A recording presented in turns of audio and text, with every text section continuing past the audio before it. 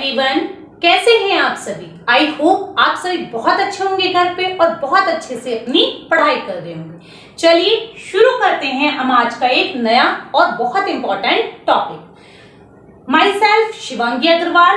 आज हम क्लास 12 के फिजिक्स के चैप्टर 1 के एक दूसरे बहुत इंपॉर्टेंट टॉपिक को पढ़ेंगे। टॉपिक का क्या नाम है? वैद्युत द्विध्रुव के कारण द्विध्रुव की अक्षीय स्थिति में किसी बिंदु पर वैद्युत क्षेत्र की तीव्रता। सबसे पहले बात आती है कि वैद्युत द्विध्रुव होता क्या है। वैद्युत द्विध्रुव एक ऐसा निकाय होता है जिसमें दो बराबर अर्थात इस पर भी Q है तो इस पर भी कितना होगा Q, परंतु विपरीत प्रकृति कैसी होनी चाहिए उनकी? विपरीत, अर्थात इस पर अगर माइनस है तो इस पर प्लस होना चाहिए। विपरीत प्रकृति के दो आवेश एक दूसरे से कहां स्थित हो? बहुत ज्यादा अल्प दूरी पर स्थित हो। इस प्रकार के निकाय को क्या कहते हैं हम? वैद्युत द्विध्रुव। इनके एग्जाम्पल्स क्या क्या हो सकते हैं? H2O और NH3।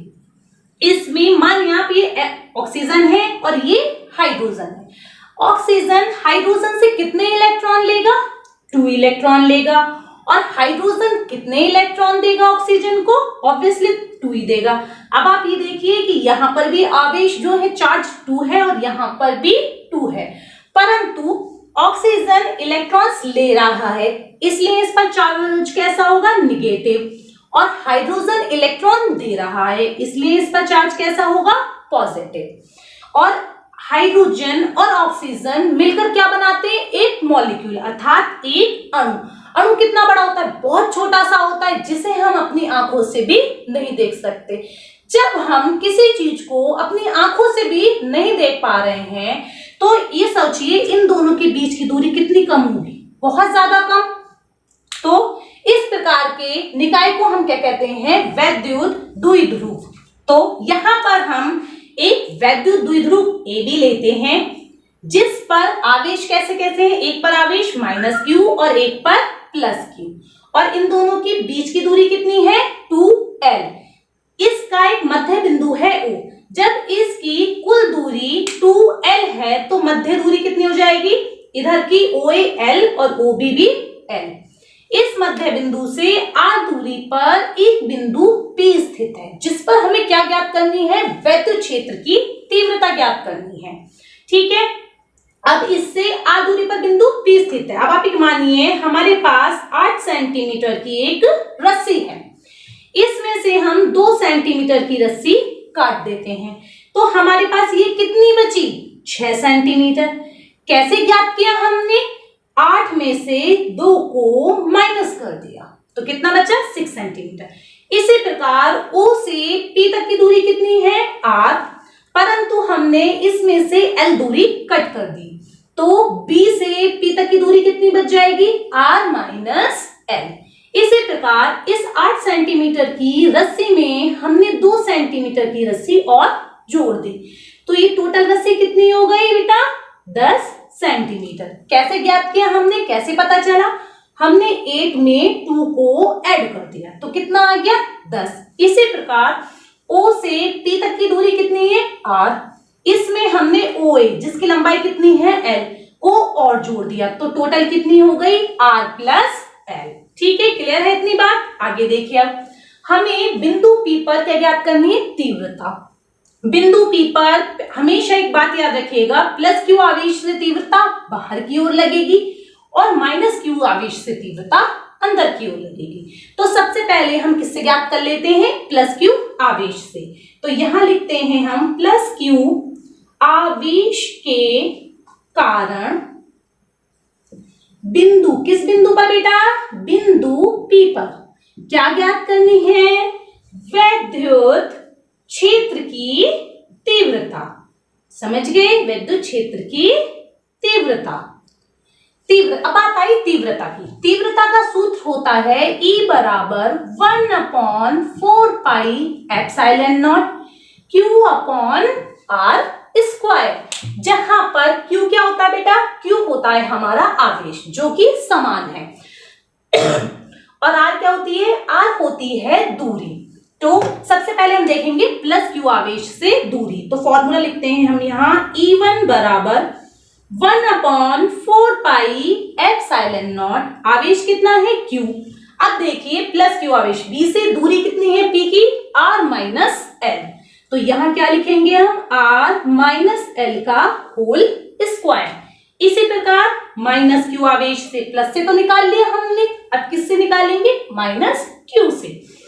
तो माइनस क्यू आवेश के कारण बिंदु P पर वैद्युत क्षेत्र की तीव्रता, माइनस के कारण कितनी होगी, E2 1/4 पाई एप्सिलॉन नॉट, आवेश Q क्या है, दोनों में समान है। अब दूरी देखिए माइनस क्यू आवेश की बिंदु A की P से दूरी कितनी है, R प्लस L। तो यहां लिख देंगे हम R प्लस L का होल स्क्वायर।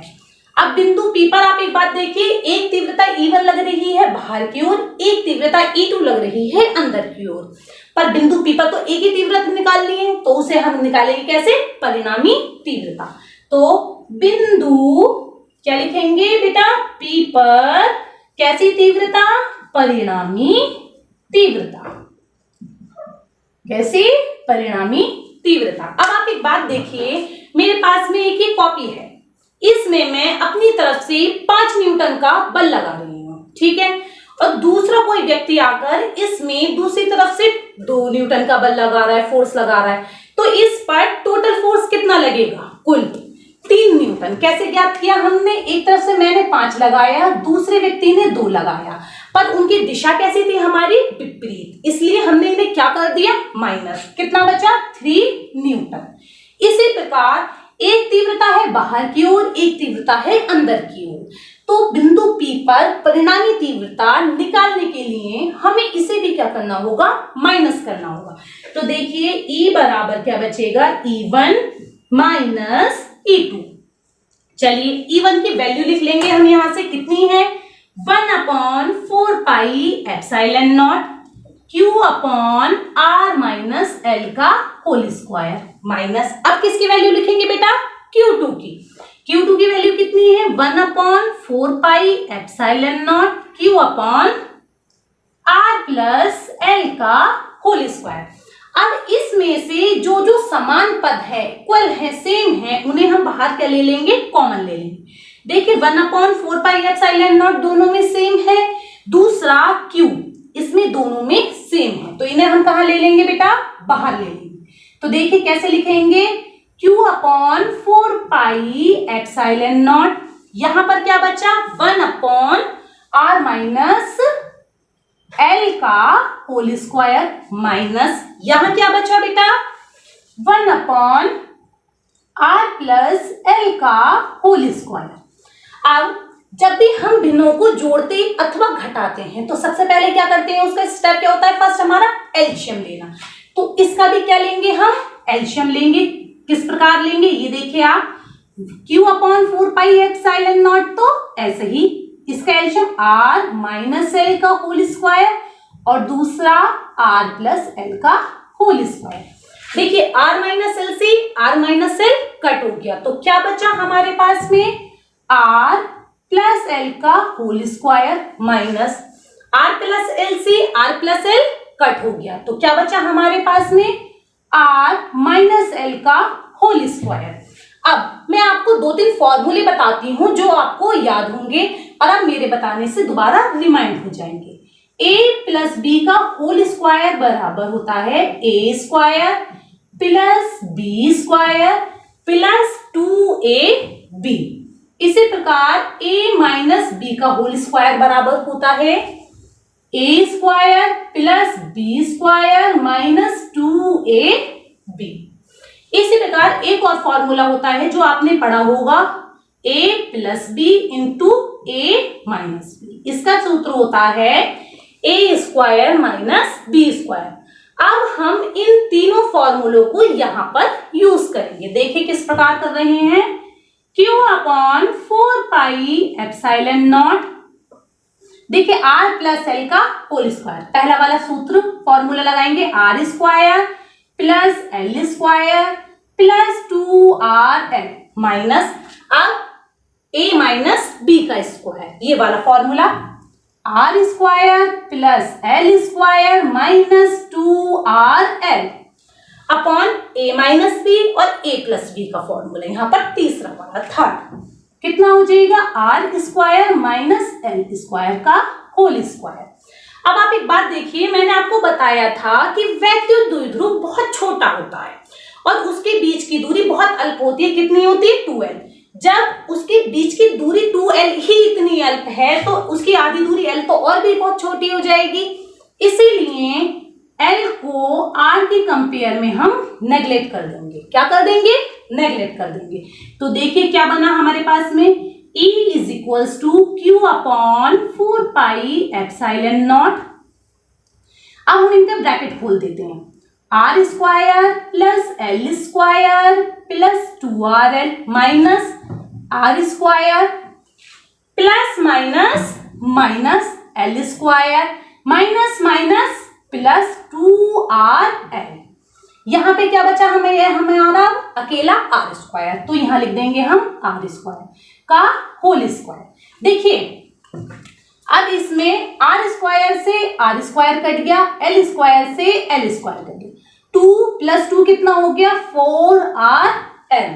ठीक है, अब आगे देखिए 1 अपॉन 4 पाई एप्सिलॉन नॉट। अब हम इस ब्रैकेट को भी खोल देंगे, यहां लिखते हैं हम Q इंटू, क्या हम 4RL को ऐसे लिख सकते हैं 2R इंटू 2L, यही हम यहां लिखेंगे Q into 2L into 2R upon 2 दूनी 4 R की पावर 4।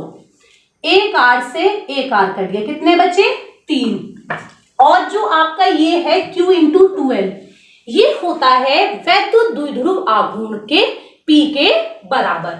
बट यहां लिखेंगे हम इसे, but Q into 2L is equals to P। तो हमारे पास क्या फॉर्मूला आ गया, ये देखिए E is equals to 1 upon 4 pi epsilon naught 2, देखिए 2 ये वाला और P ये वाला, 2P अपॉन R क्यूब।